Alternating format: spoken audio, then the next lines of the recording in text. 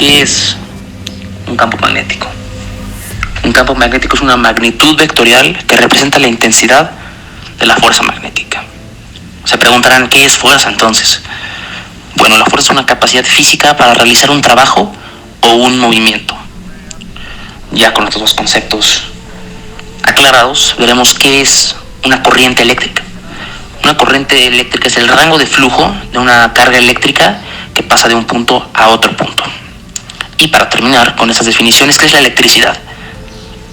Es la parte de la física que estudia el hecho y el concepto de la electricidad, y es una forma de energía que produce efectos luminosos, mecánicos, caloríficos, químicos y etcétera. ¿Por qué les digo todo esto? Porque hoy, en nuestro video tutorial, vamos a cubrir el tema de la fuerza que un campo magnético ejerce sobre una corriente eléctrica. Esperemos que les guste este video. Los integrantes del equipo, una vez más, son un servidor, Alejandro Frigolet, Javier Armendáriz, Diego Gómez y Alejandro Peniche. En el video pasado les hablamos acerca de la fuerza que ejerce un campo magnético sobre una carga eléctrica, y ahora haremos lo mismo, nada más de la fuerza que se ejerce sobre una corriente eléctrica.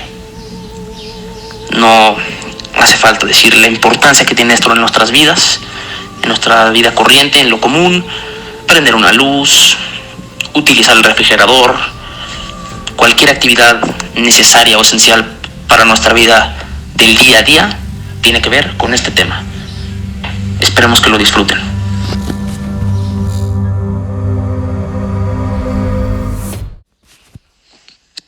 Queremos encontrar el campo eléctrico en algún punto y sabemos que el campo eléctrico de un alambre está definido por esa función. Entonces, supusimos un sistema de coordenado, donde el 0 está en medio de los cables. La distancia del 0 al primer cable es A, la distancia al segundo es menos A y están paralelos en Z, y en Y va 0. Eso es el sistema coordenado. Primero, definimos cómo es el campo magnético en un alambre, que es en la gráfica que está. Si te fijas, es un punto en el centro y son círculos concéntricos los que tienes que dibujar. Y las flechitas que salen de los círculos deben ser más grandes mientras más pegadas estén al centro. Eso quiere decir que el campo magnético es más fuerte más cerca del centro.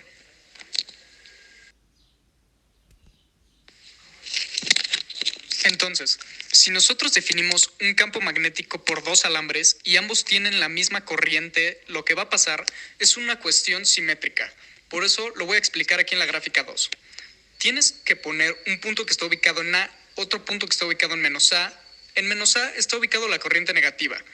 En más A está ubicada la corriente positiva. Entonces, como están circulando en diferentes direcciones, el campo magnético está girando en sentido de las manecillas del reloj para la corriente Y y está girando en contrasentido para la corriente Y positiva.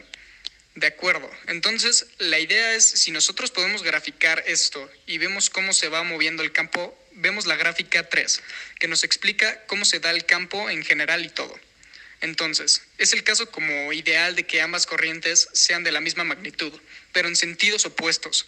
Y entonces, seguimos con la siguiente, en el cual tenemos que saber qué está pasando en el eje Y. Para entender qué está pasando en el eje Y, que es donde tú y yo vamos a estar observando el campo magnético, necesitamos hacer un cambio de coordenadas de polares a cartesianas. El alambre está en A. Ponemos cómo sería el campo magnético en A, haciendo la transferencia. Entonces, al superponer ambos alambres, dadas las distancias, tenemos otra vez el caso simétrico, ¿no? Donde estamos explicando cómo va a cambiar el campo.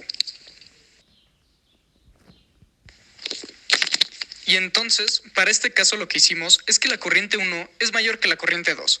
¿Qué tan mayor? Pues vemos que la corriente 1 es 20 Perts y la corriente 2 menos 10. Entonces, podemos escribir la corriente 2 en términos de la corriente 1. Utilizamos la ecuacioncita que habíamos escrito antes, que solo queda en términos de J. Desarrollamos, sustituimos I2 por menos 1 medio de I, desarrollamos y llegamos a la expresión que es mu0 de I1 sobre 4πx más 3a sobre x cuadrada menos a cuadrada. Muchas gracias. Eso es todo.